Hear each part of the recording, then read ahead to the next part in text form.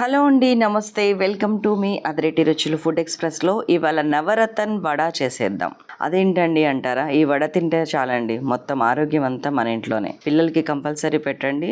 హెల్దీగా అవ్వాలనుకునే ప్రతి ఒక్కళ్ళు తినండి. ముందు ఏం చేస్తారంటే ఇదిగోండి 7 రకాలు నవరతన్ అంటే 7 రకాల గింజలు నానబెట్టుకుందాం. చూడండి, ఇందులో నేను ఏమేమి వాడానంటే పెసరపప్పు, పెసర్లు, రాజ్మా, ఉలవలు, శనగపప్పు, బొబ్బర్లు, మినపప్పు, ఈ 7 రకాలు మనం ఇక్కడ వాడుతున్నాము. దీన్ని ఏంటంటే మీరు ఎప్పుడు వేసుకోవాలనుకుంటే అప్పుడు ముందు నానబెట్టుకోండి, ఒక 10 hours ముందు నానబెట్టుకోండి. అదే ఈవినింగ్ వేసుకోవాలనుకోండి మార్నింగ్ నానబెట్టండి. రేపు పొద్దున్న వేసుకోవాలనుకోండి ఈ రోజు నైటే నానబెట్టండి. నా ఉద్దేశం ఏంటంటే మినిమం 10 గంటలు నానాలి. ఆ తర్వాత మంచిగా ఇదిగోండి ఇట్లాగా గ్రైండ్ చేసుకోవాలి, మెత్తగా గ్రైండ్ చేసుకోవాలి. మరీ బరకగా కాదు, మరీ మెత్తగా కాదు. ఇది ఆల్మోస్ట్ మెత్తగా అన్నట్టే, గట్టిగా ఉండాలి పిండి. ఎప్పుడు కూడా మెత్తగా ఉండకూడదు, ఎందుకంటే వడ రాదు. ఆయిల్లో వేయగానే ఎక్కువ నీళ్లు పోసి రుబ్బితే ఆయిల్లో వేయగానే విడిపోతుంది, కాబట్టి ఇట్లా గట్టిగా రుబ్బుకోవాలి. దీనిలోంచి మనం ఎంత కావాలంటే అంత పిండి తీసుకొని దానిలో మనకు కావాల్సిన ఇంగ్రీడియంట్స్ కలుపుకుందాం. ఇప్పుడు నేను 1/2 కిలో పిండి తీసుకున్నాను. దాంట్లోకి ఇదిగోండి ఇవన్నీ బాగా సన్నగా తరిగిన పచ్చిమిర్చి ఒక 2 వేసేస్తున్నాను. అలాగే తరుక్కున్న అల్లం కూడా, అల్లం చిన్న ముక్క అంతే, ఈ అల్లం తరుగు వేస్తున్నాను.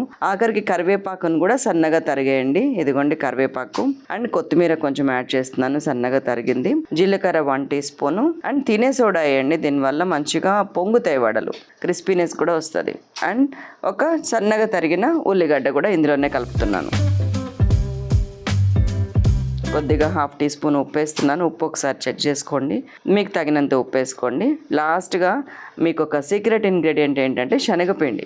ఇది ఒక 2 టీ స్పూన్స్ యాడ్ చేయండి.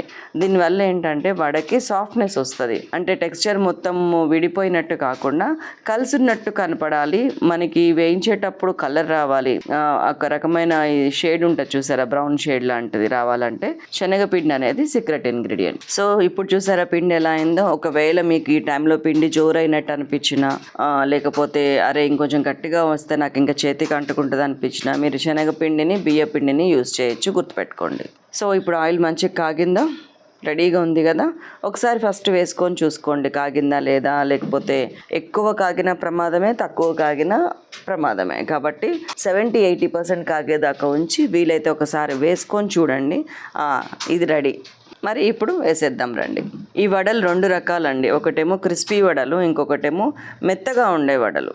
క్రిస్పీ వడలు వేయాలంటేనేమో చేతులతో మంచిగా చెయ్యి తడి చేసుకొని ఫస్ట్ ఈ పిండి తీసుకొని పల్చగా ఒత్తి దాని మధ్యలో హోల్ గీలు ఏం లేకుండా డైరెక్ట్ వేసేయాలి. లేదు కొంచెం మందం వడలు రావాలంటే కొంచెం ఎక్కువ పిండి తీసుకొని దాన్ని ఇట్లా రౌండ్గా చేసుకొని మధ్యలో హోల్ కూడా చేసి వేస్తే కొంచెం పైన అంత క్రిస్పీ లేయర్ వచ్చి లోపల మెత్తగా ఉంటుంది. That's all. 2 రకాల వడలు మీకు ఎలా కావాలంటే అట్లా వేసుకోవచ్చు. 2 కావాలంటే 2 వేసుకోవచ్చు. ఇదిగోండి అటు ఇటు తిప్పుకుంటా మంచిగా ఈ కలర్ వచ్చేదాకా వేయించి పక్కకు పెట్టేస్తే అద్భుతమైన నవరతన్ వడ రెడీ. అండ్ ఈ పప్పులన్నీ నేను ఒక విషయం చెప్తున్నాను, నేను ఇక్కడ 7 రకాలు యూస్ చేశాను. మీ ఇంట్లో ఎన్ని రకాల పప్పులు ఉంటే అన్నిటితోనే వేయండి, అప్పుడు super duper Navratan vada ready. మరొక వండర్ఫుల్ రెసిపీతో మిమ్మల్ని మళ్ళీ కలుస్తాను. అంతవరకు సెలవు, నమస్కారం, బాయ్.